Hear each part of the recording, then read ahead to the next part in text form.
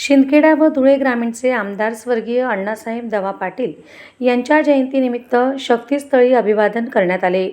याबाबत अधिकृत वृत्त असे की शिंदखेडा व धुळे ग्रामीणचे आमदार स्वर्गीय दत्तात्रय वामन पाटील उर्फ दवा पाटील यांच्या जयंतीनिमित्त आज दिनांक 18 डिसेंबर 2025 रोजी नगाव येथील गंगाबाई कॉलेज येथील शक्तीस्थळी विविध मान्यवर पदाधिकाऱ्यांच्या उपस्थितीत अभिवादन करण्यात आले।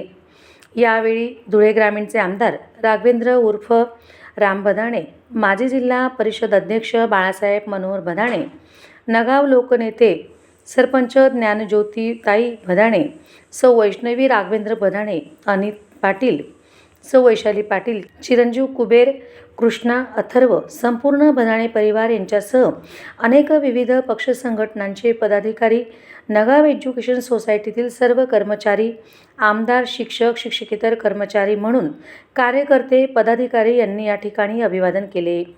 सदर प्रसंगी या ठिकाणी माजी जिल्हा परिषद अध्यक्ष बाळासाहेब भदाणे यांनी या ठिकाणी शिंदखेडा धुळे ग्रामीण आमदार स्वर्गीय दवा पाटील यांच्या आठवणींना या ठिकाणी उजाळा करण्यात आला।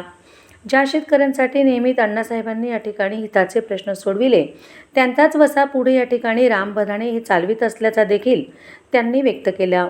आमदार स्वर्गीय दवा पाटील यांच्या आठवणींना या ठिकाणी उजाळा देण्यात आला।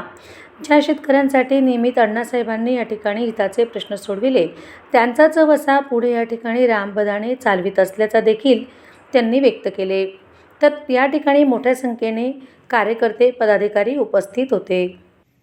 खऱ्या अर्थानं अण्णासाहेब हे नंदुरबार आणि धुळे जिल्ह्यातले एक प्रमुख नेतृत्व, ज्यांनी त्यांच्या अथक प्रयत्न शून्यातनं निर्माण केलं।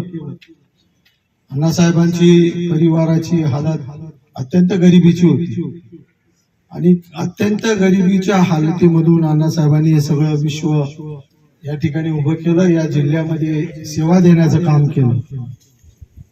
आज खऱ्या अर्थानं शेतकऱ्याच्या जीवनामध्ये क्रांती यावी, पाणी यावं, त्याच्यासाठी सुलवाडा जामफळ